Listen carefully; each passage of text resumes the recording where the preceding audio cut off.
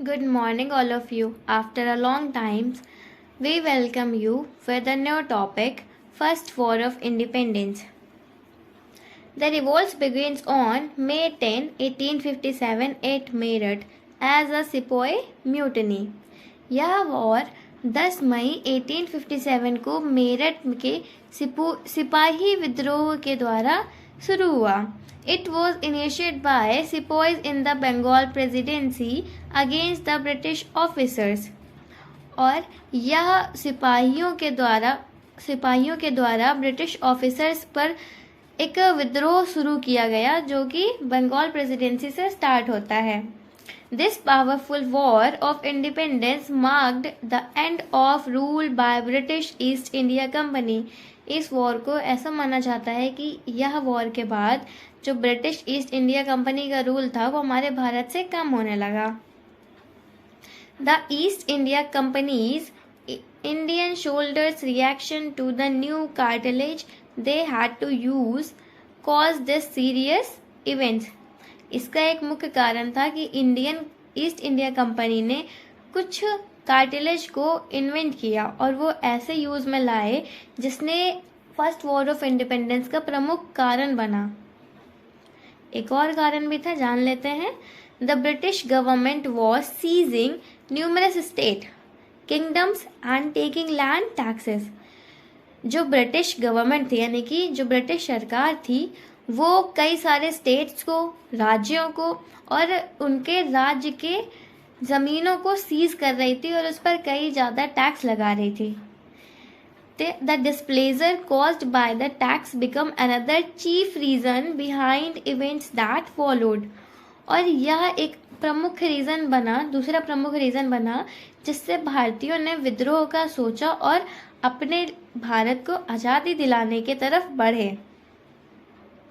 People wanted to get rid of foreign rules and gain freedom from the British individuals. भारतीय लोग British rule से आज़ादी चाहते थे और ब्रिटिश के खिलाफ विद्रोह शुरू किया है. Let's come to the causes. आपने एक कॉजेज जान लिया, अब दूसरा कॉजेज देखते हैं. द मेन कॉजेज जो था फर्स्ट वॉर ऑफ इंडिपेंडेंस का, the introduction of Enfield rifle became the chief reason behind the triggering of the first war of independence.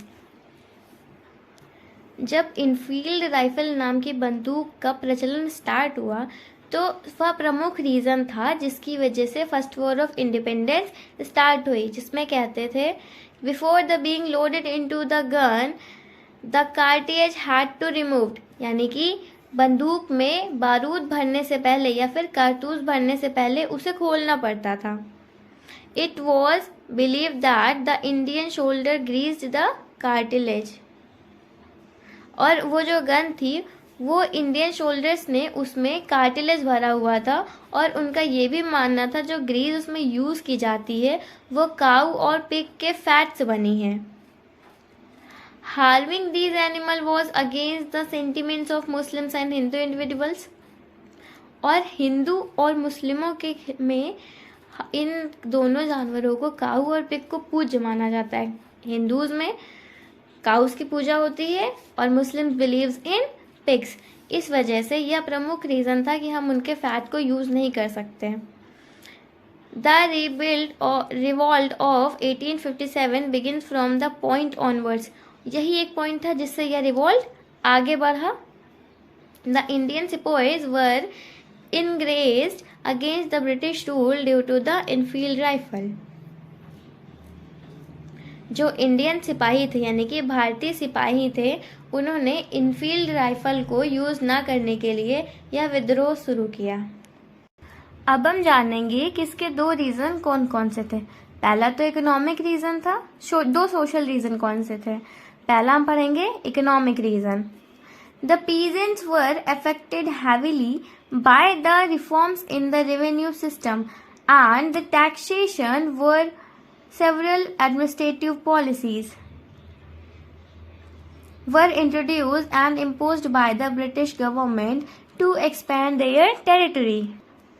सभी लोग टैक्स में देने वाला यानी कि कर देने वाले कर देने से बहुत ही ज़्यादा इफेक्टेड थे और जो कर था वो बहुत ज़्यादा था जो कई एडमिनिस्ट्रेटिव पॉलिसीज़ के लोग ले जाते थे और ब्रिटिश गवर्नमेंट इसे हमेशा बढ़ाया करती थी जिससे कि वो अपनी टेरिटरी को मजबूत बना सके या फिर उसको और आगे बढ़ा सके।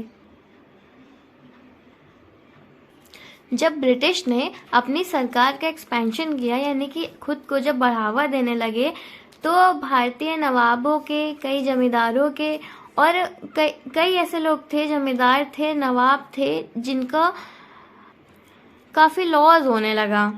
The unfair policies such as the policy of indirect subordination, trade and commerce, and the policy of war and annexation made the rulers of victims of expansion by the British. अप्रत्यक्ष अधीनता, व्यापार और वाणिज्य की नीति और युद्ध और विलय की नीति जैसी अनुचित नीतियों ने शासकों को ब्रिटिश विस्तार का शिकार बना दिया। The leaders of the revolts of 1857। अब जान लेते हैं 1857 के रिवॉल्ट में कौन कौन से लीडर्स थे और उन्होंने कौन कौन सी जगह पे अपना युद्ध स्टार्ट किया या फिर अपने इंडिपेंडेंस के लिए उन्होंने वॉर को अटेम्प्ट किया। फर्स्ट ऑफ ऑल रानी लक्ष्मीबाई झांसी की महारानी थी और इन्होंने अपने झांसी को बचाने के लिए वॉर ऑफ इंडिपेंडेंस में पार्ट लिया। मौलवी लियाकत अली इलाहाबाद और बनारस के थे। मंगल पांडे बराकपुर में थे। तात्या तोपे, राव साहब, नाना साहेब, आजिमुल्ला खान कानपुर में युद्ध किए। बहादुर शाह सेकेंड, जनरल भक्त खान दिल्ली में और सेवी सिंह कदम सिंह मथुरा और गजोधर सिंह ने गोरखपुर में वॉर ऑफ इंडिपेंडेंस के लिए अपना आप को समर्पण किया।